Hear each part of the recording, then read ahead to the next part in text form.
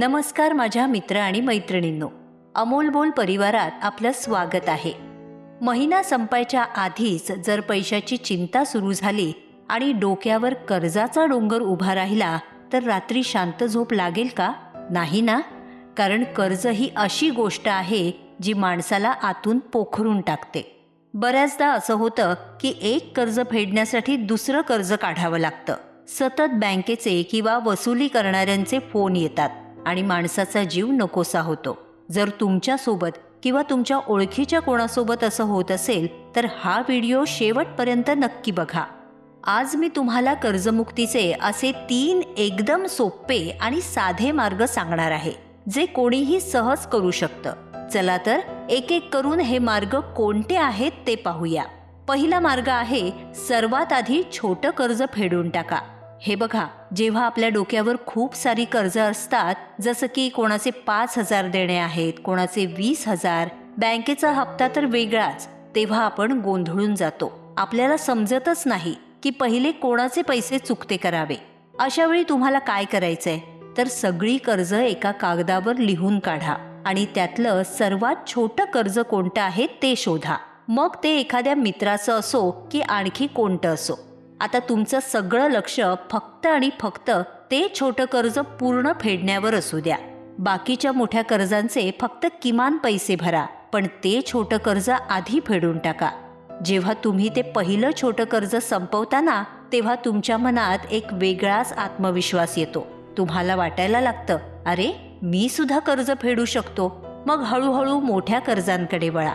हा मानसिक आधार सगळ्यात मोठा असतो। दुसरा मार्ग आहे, बिनकामाच्या खर्चांना कात्री लावा आणि दुसरी वाट शोधा।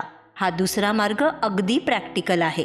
मित्रमैत्रिणींनो, कर्ज तेव्हाच वाढतं जेव्हा आपले खर्च हे आपल्या पगारापेक्षा मोठे असतात। तेव्हा आजच घरात बसून गेल्या काही महिन्यांचा हिशोब करा। असे किती खर्च आहेत जे फक्त दिखाव्यासाठी किंवा विनाकारण केलेले आहेत? हॉटेलिंग, महागडे कपडे किंवा रोजचे बाहेरचे चोचले, या सगळ्या गोष्टींना काही काळासाठी पूर्ण कात्री लावा। स्वतःला प्रश्न विचारा, मी माझ्या या पगाराव्यतिरिक्त अजून काय केलं पाहिजे? एखादं दुसरं काम की घरातूनच एखादा छोटा व्यवसाय? काहीही नवीन करा। जोपर्यंत डोक्यावरचं कर्ज संपत नाही तोपर्यंत आलेला अतिरिक्त पैसा हा फक्त आणि फक्त कर्ज फेडण्यासाठीच वापरला गेला पाहिजे, मौज मजेसाठी नाही। तिसरा सर्वात महत्त्वाचा मार्ग आहे, कर्जाकडे बघण्याचा तुमचा दृष्टिकोन बदला। आपण काय करतो, दिवसभर सारखं स्वतःलाच आणि इतरांना सांगत असतो की माझ्या डोक्यावर खूप कर्ज आहे, मी कर्जात आकंठ बुडालोय, मला हे कर्ज कधीच फेडता येणार नाही। मित्रमैत्रिणींनो, हीच आपली सगळ्यात मोठी चूक आहे। जेव्हा तुम्ही सारखं म्हणता मी कर्जात आहे, तेव्हा तुम्ही नकळत अडचणींना अजून जास्त जवळ बोलवत असता। त्यामुळे आजपासून हा शब्दप्रयोग बंद करा। जेव्हा बँकेचा फोन येईल किंवा कर्जाचा हप्ता भरावा लागेल, तेव्हा मनात राग किंवा भीती आणू नका। उलट शांतपणे म्हणा, माझं हे कर्ज आता पटापट संपत आहे आणि मी लवकरच पूर्ण कर्जमुक्त होणार आहे। ज्या पैशांनी किंवा बँकेने तुमच्या कठीण काळात मदत केली त्यांच्याबद्दल मनात आदर ठेवा। जेव्हा तुम्ही कर्जाकडे एक वाईट काळ म्हणून बघता, तेव्हा ती ऊर्जा बदलते आणि उत्पन्नाचे नवे रस्ते स्वतःहून निर्माण व्हायला लागतात।